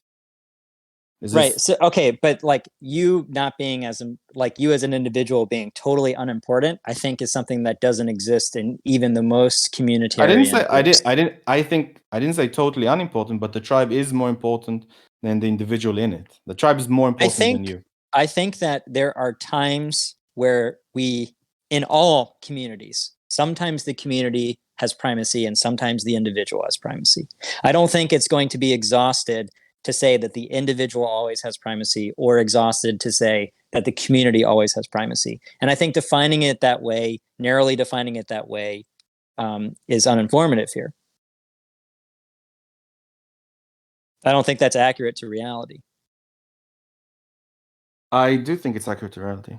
I think that Why? in these Why should I believe that? I think that in these countries, at those periods of time, they showed collectivist behavior. The state was, even in the case of, let's say, Italy's fascism, the state's more important than the individual. I mean, if you want me to read like Hitler quotes where he says like the individual must put down their ego and serve the state, that's how they really will be free and stuff like that, I can do that. But like the idea So is your claim that this idea that the collective is more important than the individual is what is shared in common between these viewpoints, and that idea is what ends up leading to all of these deaths?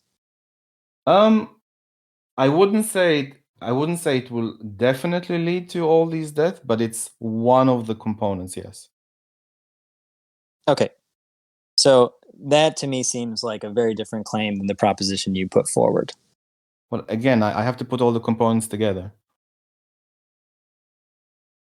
But that it seems like a totally different, it's a totally different claim. It's not relevant to the proposition. Like what you're doing is you're defining collectivism in such a way that it would be shared by both of these extremes, and then you're saying like, oh, well, guess what? This hidden thing that's shared by both is actually the thing that's immoral, and that means that they're both equally immoral. But what's happened is you've changed the proposition from being about force used for X and force used for Y is equally immoral to this property of Z is in both, and that property is immoral.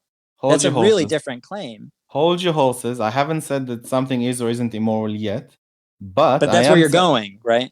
No, I didn't say that. Okay, so you're not going to say that the shared property between the two is what makes them immoral. You're not going to say that? Oh my God, this is really aggressive. Just answer the question. Are you going to say that or not? I didn't plan to. I don't know. So what's the relevance of the proposition? But I think it's relevant. I just wanted to say that these different states or countries in that particular time showed collectivist behavior, as in I'm observing a pattern that's exhibits in all of them, that they showed collectivist behavior, that the collective, the proletariat, is more important than one worker in it. The state in Italy, the fascist state, is more important than one person in it. It's the state is the sum of everyone together, and that's what needs to exist and survive and thrive. If everyone does that, then the individuals in the collective will also survive and thrive and whatnot. But the collective is more important individually. And it's just an observation that I'm making across all these different groups. Okay, so it's not relevant to the proposition. It's just something that it's just you just wanted to share. Jesus, is it relevant or not? Christ. It is relevant. Saying fuck off does not tell me why it's relevant. What's the relevance? Tell me what is the relevance. Okay. Yeah. Do you agree that according to this definition, that everyone, both the socialists and the communists and the fascists and the Nazis, exhibited collectivist behavior, or at least statist behavior? Statist to me just seems like authoritarian, which I've already talked about. They both were. Sure. I don't see. I don't. I don't see. Okay, but I think collectivist is not helpful. But the philosophy is, why did these people hand over the rights to these authoritarian government? Because they believed that they are part of a collective. Hand over their rights. What are you talking about? Well, that's kind of the idea. Like if in Weimar Republic they had they did not hand over their rights. They were seized. There was a large majority in Nazi Germany that wanted Hitler to come in. Yes, he didn't get all the votes, but he did have a very large group in the country that were for him. And then a lot of people really admired Hitler, and also like the They culture didn't give up their rights. the culture at the time. They Hitler allowed Hitler to take rights from subgroups of the society. No, but also they had less individual rights because they wanted to belong to a collective. If they all had individual rights, and Hitler couldn't do like, well, I mean, this is a different topic. Yeah, Let me exactly. let me explain it in a different way, right? So let me say that the culture in Nazi Germany, sorry, in before Nazi Germany, the culture in Germany at the time was a collectivist culture. We had all these people saying, you know, it is your duty to serve the state. That's not The collective is collectivist. sorry. That's not collectivist. That is exactly what it is.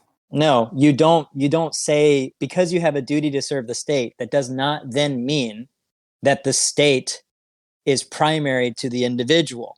You can have individuals who have duties to the state, for example, paying their taxes, but that doesn't then mean no. That doesn't then mean that you are then have a duty to kill yourself for the state. Like that seems to me like a false dichotomy. Yeah, I think let me explain it in a different way. All individuals have a duty to the state. The more dutiful they are to the state, the more moral they are. I don't think that was how that was framed in Nazi Germany. The culture it wasn't at the time, framed as to the state. It was framed as to the German people. No, the state was an instrument for the German people, and the German people was the highest ideal. Okay, the German people, the Aryan nation, is a sort of collective. Right, but you're conflating this identity as a community with the state. Those are different things. The state was an instrument for that. The state was so we had the nation, right? And the state were the leaders of that nation, telling it where to go. But it was everyone was there together, plus the leaders. That was the collective. Okay, but what's happening here, right? So you say that's the collective, but then you have this very, very strict definition of collectivism, where that collective has primacy. I don't think it's strict. I don't think it's strict. I think it's a category. Right, and I'm saying the category itself is flawed because it's narrowly defining No. All right, so then why should I accept your definition? What other we disagree. Why should I accept it? Why should anyone in the audience accept it? I think that the fact that you're saying it's strict I think you realize that it's correct. I think you're just saying it's strict so you can like eliminate it because, well, it wasn't exactly collective. It still had a little bit of something. It was largely collective. The category of it was collective. The culture in Nazi Germany was collective. The type of like Aryan nation, like we are together, these people, we are a group, we are a tribe, these people are attacking us. That's a collectivist like point of view. Yes, they had leaders, which was the leaders of the political party, but it was a collective. And the people at the time, they didn't like the Weimar Republic because they were trying all this like liberal individual stuff, like a mixed economy. They didn't like it. They wanted a strong man to lead the collective in the right direction. So one, you're accusing me of mind reading because you said, I think you think this definition is right, but you're trying to get rid of the definition. That's mind reading. That's not motivating for the proposition. Two, here's my problem with what, let me finish. I'm finding this exhausting. Here's my problem with what you're doing right now. Okay. You're saying that's a collective. That's a group, right? Okay. There's nothing controversial by saying that's a group, okay? This broad definition, that's a group of people. But your definition of collectivist has baked into it this moral value that the group is greater than the individual. So when you say they were a collective, you're smuggling in that moral value from your collectivist definition. That smuggling in of that moral value and that narrow definition of collectivists is what I think is a rhetorical vice here. I'm not sure I think that is inaccurate. I'm not sure if it's a moral value or standard of value, but I could ask you a different question. Could you describe what tribalism is to me? In your opinion, in your own words. Well, when I hear the word tribalism, I think of in-group, out-group, and someone identifies these people as in my group and those other people as out of my group. Okay, take tribalism, like, you know, what someone is outside my group. That does in tribalism, does the tribe matter more than does the tribe matter more? Like the concept of the tribe matters more than individuals. The tribe has to survive or succeed. If the tribe falls apart, the individuals in the tribe are exposed or vulnerable or something. Am I exaggerating, or is that more or less like what we can agree on? I think that doesn't exhaust the case. What I think happens, this is like the fifth time I've tried to explain what I think happens. There are going to be moments where the tribe will take precedence, and there are going to be moments where the individual takes precedence. And that's a dynamic kind of flexible circular type of duty relationship. And it is not just one primacy in all cases and the other primacy in all cases. Sure. So you're saying because it's like a mixture, then it's not necessarily collective and it's not an individual, it's just the way it is. Well, you can't categorize it because it's just a mixture. No, I'm not saying we can't categorize it. I'm saying that the correct categorization is that it is a mixture of duties to the group and the group having duties to the individual, and the individual in some cases taking primacy and the group taking primacy in some cases. And it's up to our judgment to decide when to apply one or not.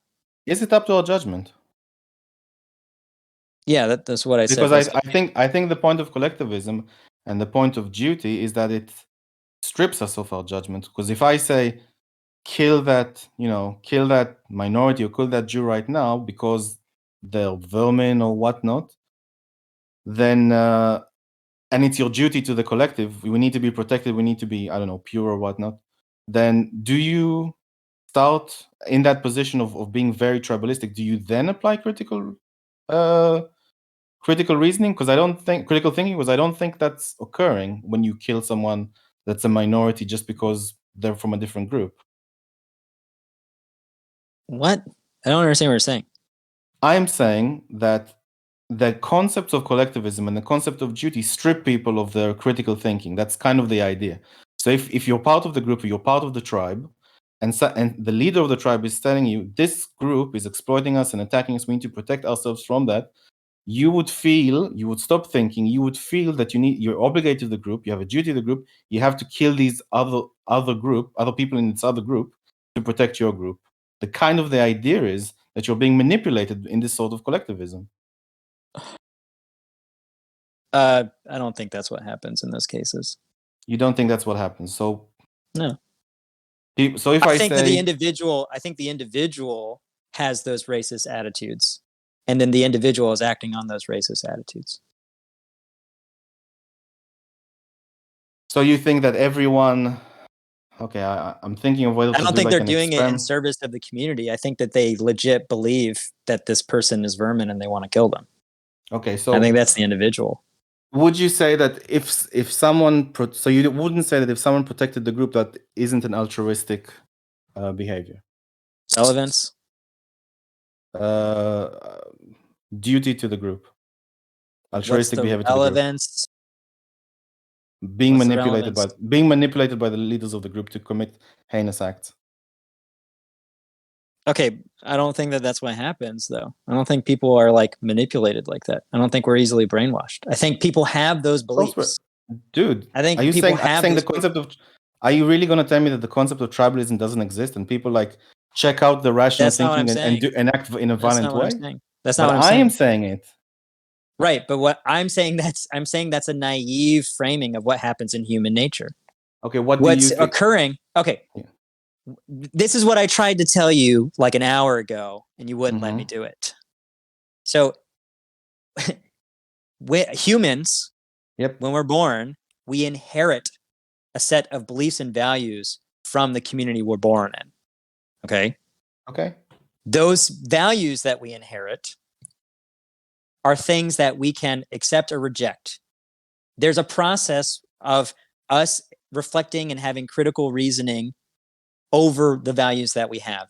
And this is particularly important in our adolescent period. That's when we sort of fight against the things that we were taught. And it's an important time for us to do that.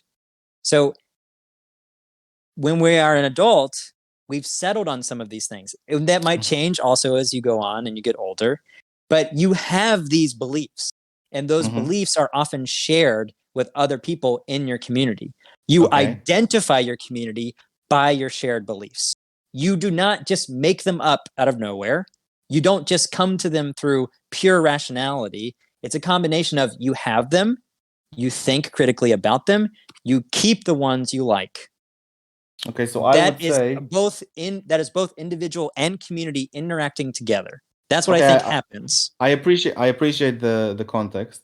I would say that these ideas or these philosophies of tribalism and duty and be altruistic to your group, I think they're, if you accept those philosophies to some degree, I think you're switching off your critical thinking and doing what the leader of the group does. And I'll give you an example and let you decide if you think that's what happened. Okay?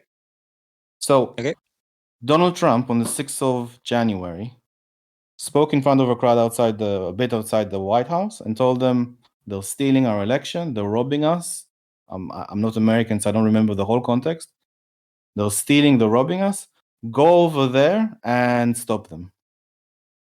Okay, people went there, they were angry, they were upset. They switched off, for argument's sake, or at least I'm arguing it. They switched off their critical thinking and they went to cause trouble. Donald Trump, let's say, riled up the crowd.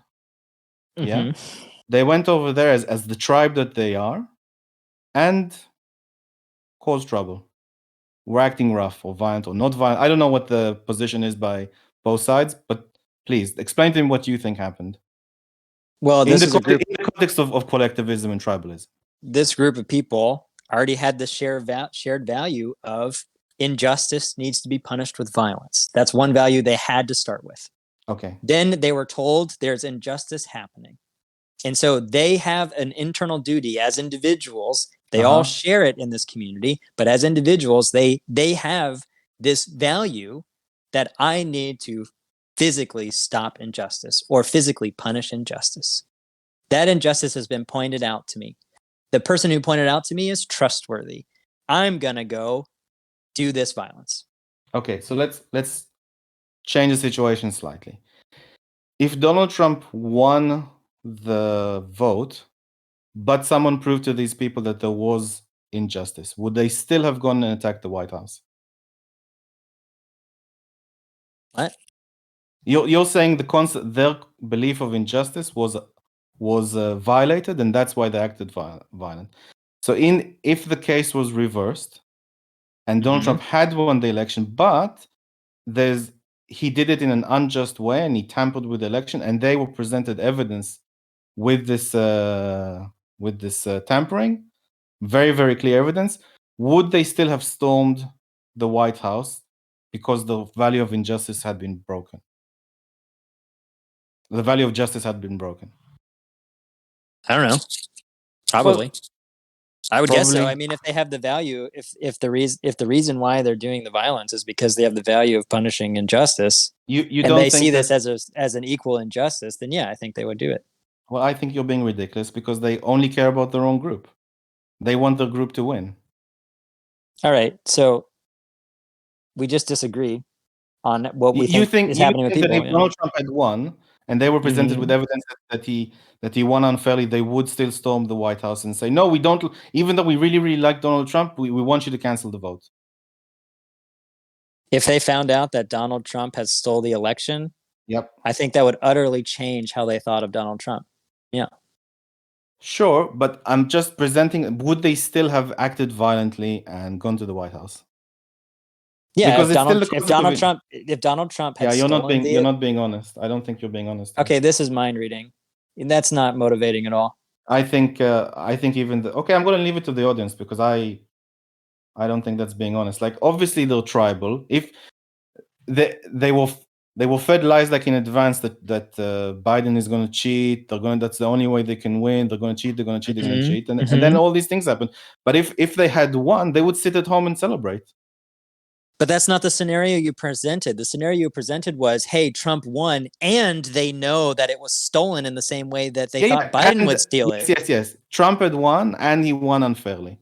And it was stolen in the same way, and they knew about it. Yeah, the votes were something or rather, I don't know what happened. Right, and then if Trump is going to be the one who's going to be inaugurated, it seems to me like it just follows that if the reason why they're invading whatever is because it was stolen unfairly, Yes, and but then they found out it doesn't matter who the person who did it. I'm fairly sure that these militant patriots would do the same thing. You've seen across the period of like a year and a half at the very least on the news that these political tribes flip their position on a deeply held belief on a Tuesday and a Thursday if it makes them win points. They don't care about the vast, they care about the tribe. Or am I just being blind? In general, like you don't see that happening right now in our culture? I think people are mostly consistent with their positions, yeah. Yeah, I think you're being ridiculous. But anyway, let's we understand the concept of tribalism. I'm happy with that. Well, I need to go soon, but so we you want should to pick wrap up this up. I'm sorry, I have some more points. Okay, I'll try to go. So I would say that Marxism and therefore socialism and communism deny political pluralism. You cannot have a situation in a country where you have people that are for communism and against it just as parties in the country. It denies them this option that necessarily means that you can only have like one party per se, and that's authoritarianism. You can both fascism literally states that, and communism Marxism says you can't have political pluralism.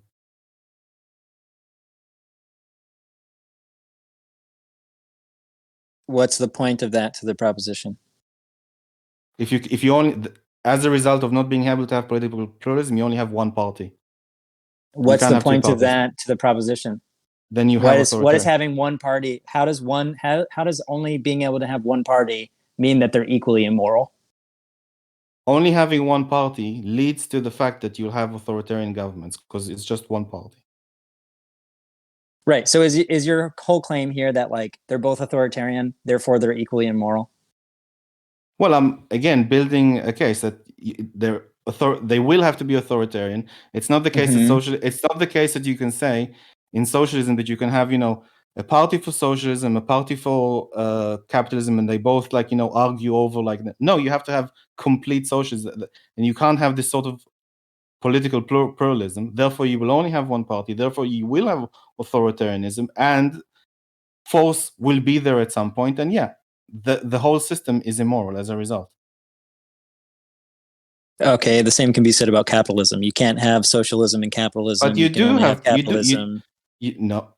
Well, you have capitalism, and then you have people that constantly complain about capitalism, and they pass law to contradict capitalism, pass the mixed economy. It doesn't matter who's complaining about capitalism here. But they're allowed to exist. You're just saying that these things are incompatible. Therefore, there has to be one party. Capitalism's incompatible with communism. Therefore, there can only be a capitalism. It seems to me like what's good for the goose is good for the gander. But I'll easily debunk it, because you do have political pluralism in our democracies where you have some people that absolutely hate capitalism and constantly pass laws to reduce it. You have that. Yeah, and Russia also had capitalists. There were capitalists in Soviet Russia who were pushing Russia to become more capitalist. And in fact, they won, and that's how Russia became capitalist. The reason why the economic collapse of the USSR isn't this particular point. I think you're distracting from the point that Marxism doesn't allow political pluralism, and democracies do allow political pluralism. And if you don't have political pluralism, you necessarily have authoritarianism. There's no. Well, I think I mean, as I said earlier, I think Western democracies but like it's you can I'm not dancing around it. I just think that Western states are authoritarian too. They're authoritarian in different ways. Yeah, they're both authoritarian. I would say, this pluralism, you have this mixture of socialism, this mixture of capitalism, this mixture of central planning, fascism that you even said to. So you have all this mixed situation, but they're all allowed to exist within democracy, because you have this political pluralism, and they're all fighting each other. But it's not like one wins everything. The Soviet Union was a democracy. That's what Soviets are. They're collections. They're democratic. You could say the same for China, but they still have just the one party. Right. The democracy doesn't mean it's not totalitarian. Is the point. But okay, specifically, the thing didn't have political pluralism, right? It wasn't the case that you could have non-Marxist political parties or something like that. It was just the one party. Yeah, I mean, it seems to me like we have one party in the United States too. Okay. Would you agree that both socialism and fascism are anti-liberal? I think they state that outright. Anti-classical liberalism. Yeah, it seems to me like by definition they are. I don't understand the relevance of this for forced use. I mean, I think we should go to closing statements. Like this is like you you're on all of these derails over and over again, and you fail to explain the relevance to me. I just want to move to closing statements and end this. 1 second. Can I just ask, with regards to the tribe, can we move to closing statements? I want to ask one question. With regards to tribalism, is it the case that people in the tribe, 4 people in the tribe, have one set of morals to how to behave between each other, but people in the tribe and how to behave to people to the opposing tribe have a different set of morals? Sorry, what? People in the tribe behave to one another under one set of morals, like behave nice, help them out, whatnot, and then people in that tribe against, when they see people from the opposing tribe, they have a different set of morals to apply to them because they're in a different tribe. Like attack them, hurt them, they're evil. What's the question? Do you agree? Do I agree that people have different moral values for those in their group versus out of their group? Yes, there's a set of moral principles that apply to in the tribe, and there's a different set of moral principles that applied from people in one tribe versus the opposing tribe. And this could be like, that seems uncontroversial. Yeah. Okay, but this could be like, in a, not between a country and another country, but between a race and another race, or between a class and another class. I think that there's going to be norms within a group that are going to be different than those outside the group. I don't see any problem with that. What's your point? Well, I mean, I was trying to do some research for this, and I think I have built the case that you have a situation where these principles lead to, at the very least, collectivist, if it's easier to understand, tribal groups. They view the opposing tribe as oppressive, as hurting them or stealing them or being unfair to them or whatnot. They are, I would add, but you won't agree, I would add, they are the chosen people. They should be in this situation. It's not fair for them that they are in this wrong position that they are at the moment. There isn't any political pluralism. It's just this group will control the whole country.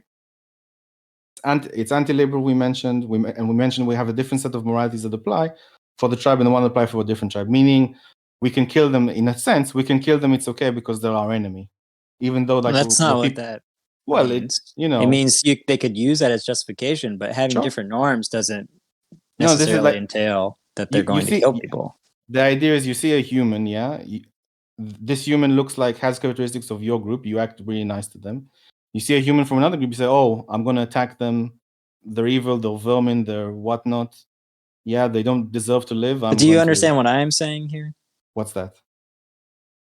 Just having different norms between the groups doesn't mean that you'll kill them. I think it's a different moral, because they're so different, it's a different moral system that applies to them. Because you won't hit someone from your moral group. It's not a norm like, I normally shake hands and I normally throw a rock at this guy. This is like this person I don't think people are that violent. Usually they're being violent because they feel like some injustice has been done and they have to punish it. Yeah. Injustice. I think humans are often violent because they think that that there's some value guiding that, right? Like usually it's a moral case that's telling them to do it. It's not that the other group lacks some type of morality. I'm sure there's a reason, and I'm sure that the reason is injustice. Mm-hmm. Some kind of the other group oppressed our group in a particular way, and we need to protect. We have our duty to be altruistic to the group and protect it. I'm sure all those things apply, but as a result of those reasons, there's one set of laws for people inside your tribe, and one set of moral laws for people inside your tribe, and a different set of moral laws for people outside your tribe, which could mean shoot on sight. It could, plausibly, but that's not. I don't understand. Like, okay, sure, in this abstract sense, we can have tribes that have these morals, like whatever. What does that have to do with the proposition? It's not Everything, motivating. everything to do with the proposition. It's All complete. it It's does, all entirely it does is it just provides the story of like, okay, there's going to be different morals between the groups, and then these people, and then socialism creates that thing. That's the disagreement. You refuse to engage in the disagreement. Let's move to closing statements, please. sure. Go ahead. I want to go last. Go ahead. I don't. I have to think of something. I can give you a minute.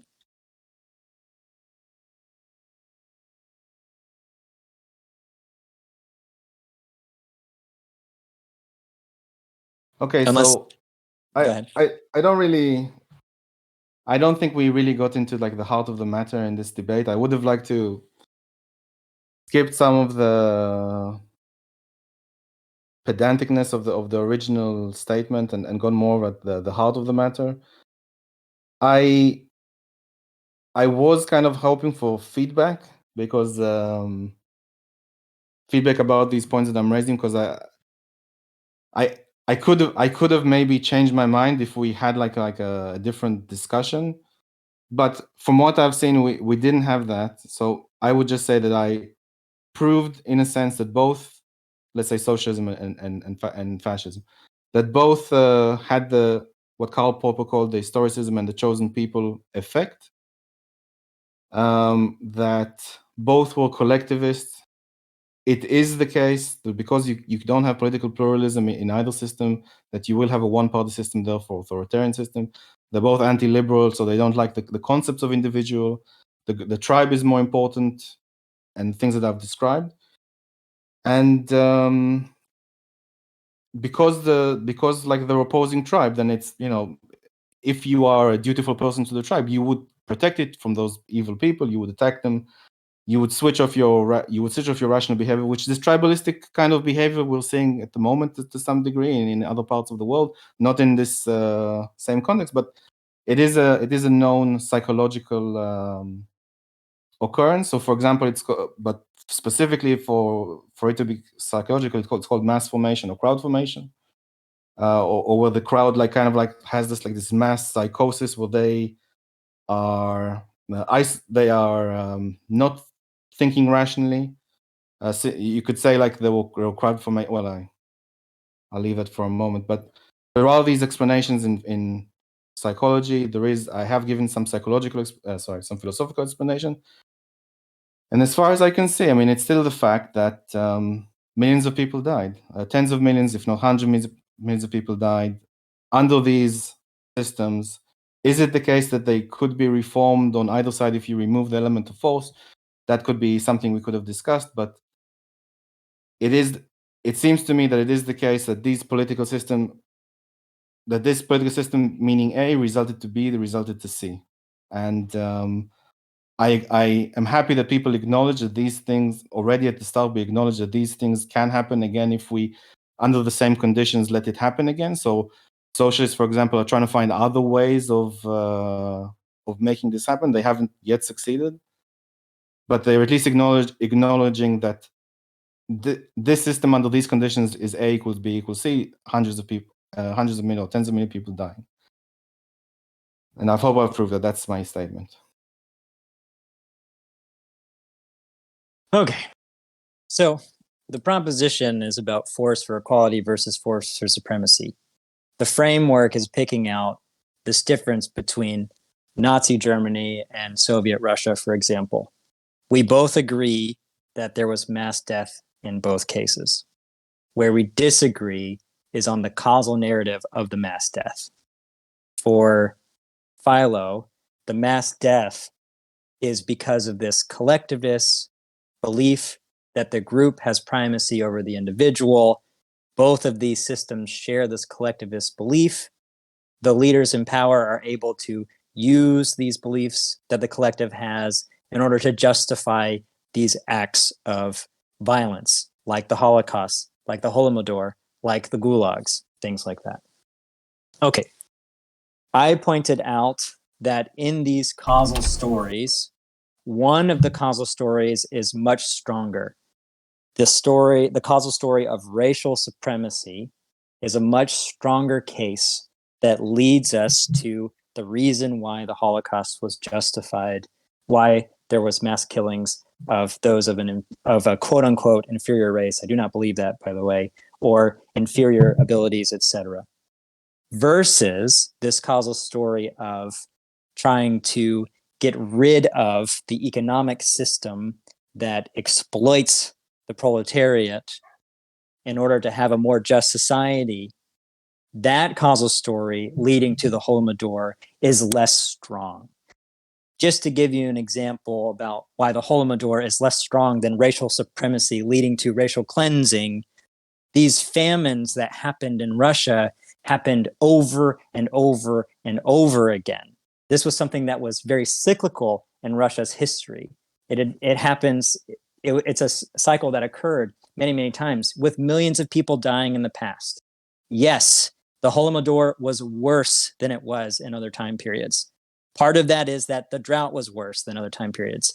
Part of that also was the policies of the government. But those policies that were made there were not reacted or changed quickly enough after they saw that the problems were happening. Those things that happened in the Holodomor weren't caused in the same way that the racial cleansing of the Holocaust was caused intentionally. Because of that difference of the causal narrative, we can say one is worse than the other. I take it that an intentional, deliberate act of cleansing a racial minority from a country is worse morally than being faced with a catastrophic weather disaster plus these bad policies that they didn't realize were bad, digging their heels in and not reacting fast enough. Ignorance versus deliberate action, I think, and it's not totally ignorance in Russia's case. There were some examples of it being enforced for longer than it should have been. But the point here is that this deliberate walking towards one conclusion versus finding yourself in this shitstorm and then not reacting fast enough, those are different causal stories. And one we could say is more immoral than the other. That's basically my claim here. That I'm gonna have to ask. No, this is a closing statement. So in the case of socialism, the causal story is much more weakly connected to those excess deaths than in the case of Nazism, where the causal story is directly and deliberately linked to the mass killing of these minorities and those with disabilities.